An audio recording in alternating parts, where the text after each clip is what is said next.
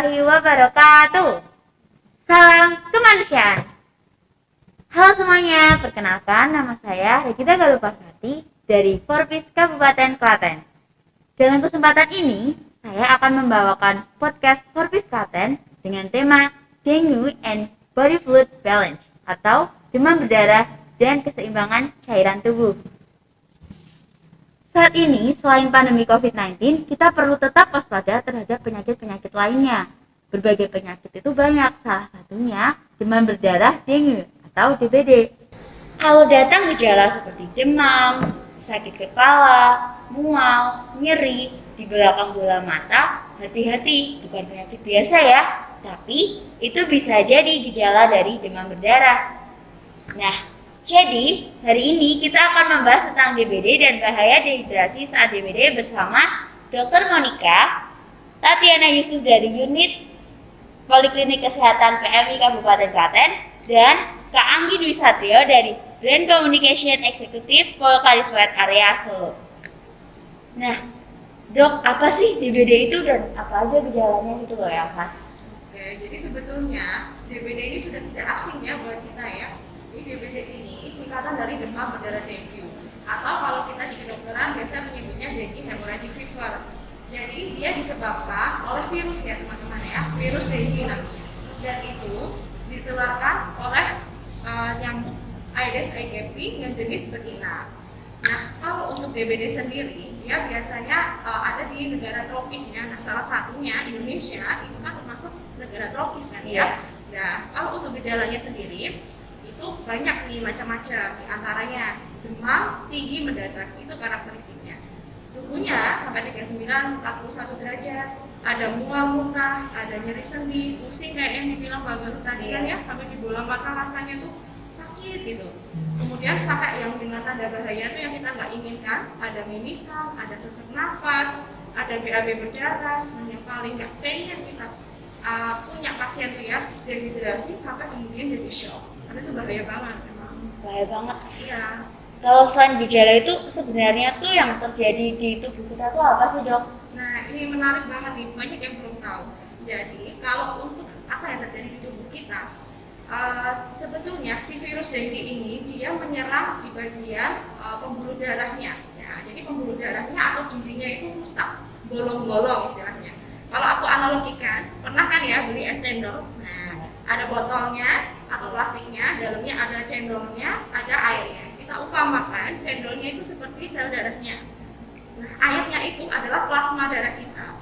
Sedangkan tutup botolnya atau plastiknya itu adalah pembuluh darah kita. Nah, pembuluh darah kita itu, si botolnya itu bolong tuh. Apa yang terjadi?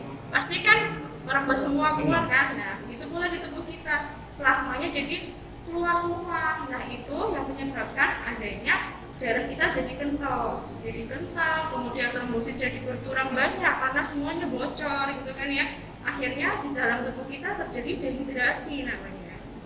Iya, dehidrasi itu sangat berbahaya, bisa menyebabkan kejadian shock. Nah, tubuh kita udah nggak bisa kompensasi soal itu. Gitu.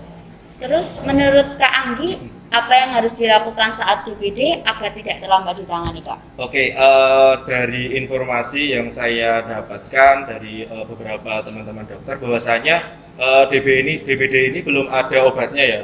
Kemudian vaksinnya pun belum ada. Nah, salah satu perawatan yang direkomendasikan dari WHO yaitu dengan memenuhi kecukupan cairan tubuhnya. Jadi kalau dari WHO itu menyarankan dengan minuman yang mengembalikan cairan tubuhnya itu cukup cepat. Salah satunya yaitu cairan elektrolit isotonik. Nah, cairan elektrolit isotonik ini sifatnya memang dia mengembalikan cairan tubuh dengan cukup cepat. Kemudian selain itu dari pasien DBD juga dianjurkan untuk pemenuhan nutrisi yang bagus, kemudian istirahat yang cukup, kemudian dengan bisa menambah minum obat penurun demam kayak gitu sih. Jadi kalau sampai belum diketahui obatnya itu berarti dehidrasi saat DBD itu berakibat fatal ya dok? Iya, maka dari itu penanganannya untuk DBD itu adalah cairan gitu. Minum gitu. Jadi kan DBD sendiri itu sebenarnya ada dua fase ya. Yang ada warning sign sama yang tidak ada warning sign. Yang tidak ada warning sign itu yang mana pasiennya itu masih ya ada mual muntah tapi masih bisa minum. Nah disitulah pokoknya kita jangan sampai bolong tuh, jadi cairan. Nah itu dengan apa, cairan elektrolit isotonik itu rekomendasi dari WHO itu bagus. Jadi perlu ion gitu ya dok? Ya elektrolit lah ya. Terus fungsi ion untuk pasien DBD itu apa sih kak? Nah, Kalau boleh tahu. sebenarnya fungsi ion itu untuk membantu ya, bukan mengobati, tapi untuk membantu menurunkan demam dan mengembalikan cairan tubuh yang hilang. Jadi menghidrasi dengan cepat. Nah, ion ini juga yang membantu untuk mematangkan trombosit sehingga transportasi untuk oksigen dan nutrisi ke dalam tubuh itu bisa lancar gitu. Kalau untuk tips mencegahnya dari dokter Monica ini apa nih? Nah tips mencegahnya banyak ya. Kalau biar nggak jadi DBD-nya, mari kita hidup sehat. Yang paling penting adalah menjaga kesehatan lingkungan. Gimana caranya ya? Sering menguras bak mandi itu ya, jamban, kemudian cantelan baju di belakang pintu itu biar nggak banyak nyamuk. Dan kalau sudah memang ya benar-benar kena dengue fever ini, mau nggak mau harus cairan pastinya. Asupan cairan, nutrisi itu harus cukup banget.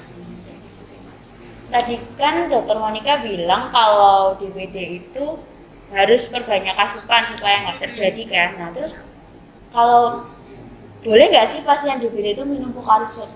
Nah, pada dasarnya Pocari Sweat ini tadi kan merupakan cairan elektrolit isotonik ya, salah satu cairan yang dianjurkan oleh WHO. Jadi sangat boleh untuk pasien DBD itu minum Pocari Sweat.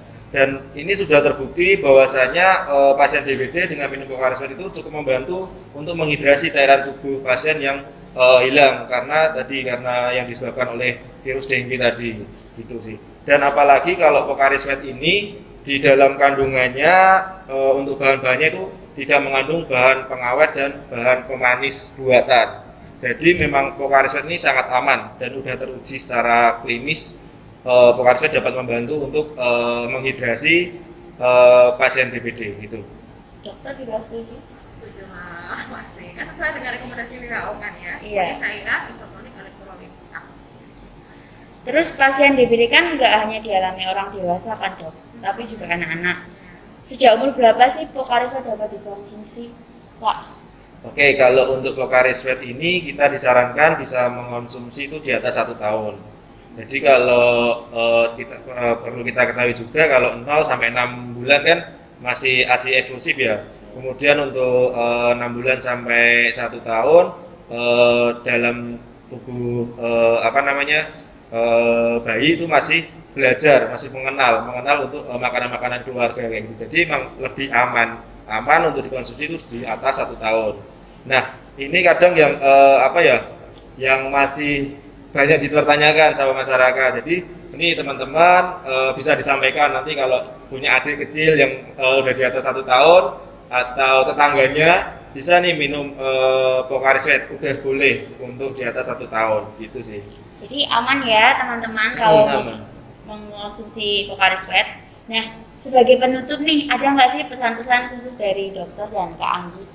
Dari dokter dulu mungkin. Oh Oke, iya. siap. Kalau saya sih pasti seluruh kampanye Emas ya, gerakan masyarakat hidup sehat. Pertama, selalu teratur melakukan aktivitas fisik, berbanyak makan sayur dan buah, menjaga kebersihan lingkungan, dan yang paling penting penuhi asupan cairan. Itu aja. Oke, kalau dari saya memang tadi sama seperti yang dibilang dokter, perlunya kita menjaga kebersihan, itu sangat penting banget. Di kondisi saat ini penyakit itu sangat banyak ya tadi ya, selain COVID-19 kita masih dihadapkan juga beberapa kasus DBD masih ada di Indonesia, dan apalagi DBD ini cukup endemik ya di daerah-daerah tropis. Jadi memang tiap tahun siklusnya pasti selalu ada DBD. Nah, itu perlunya kita semua mengetahui bagaimana sih caranya untuk mencegahnya yang penting. Kemudian langkah pertama ketika udah kena. Jadi ketika mencegahnya itu bisa yang pertama lakukan hidup bersih dan sehat, selalu cukupin cairan tubuh. Itu sangat penting. Jadi selain dengan air putih biasa bisa dibantu dengan minuman elektrolit isotonik gitu sih. Baiklah, itu tadi kan pesan dari dokter sama Kak Anggi ya. Terus kalau misalnya ada pertanyaan, kalau masih bingung gitu, hubunginya kemana Kak? Kalau tentang manfaat-manfaat Pocari Sweat gitu. Oke, kalau untuk manfaat Pocari Sweat, teman-teman nanti bisa di www.pokariswet.co.id, atau nanti untuk terkait dengan materi yang sekarang ini bisa tanya di kolom komentar kali ya. Iya. Jadi biar nanti teman-teman kalau komen di kolom komentar, nanti kita jawab di kolom komentar juga gitu. Nah, terima kasih ya kepada Kak Anggi dan Dr. Monica yang telah menyempatkan waktunya dan berbagi pengetahuan tentang demam berdarah dan body fluid balance atau keseimbangan cairan tubuh. Sekian dari kami. Wassalamualaikum warahmatullahi wabarakatuh.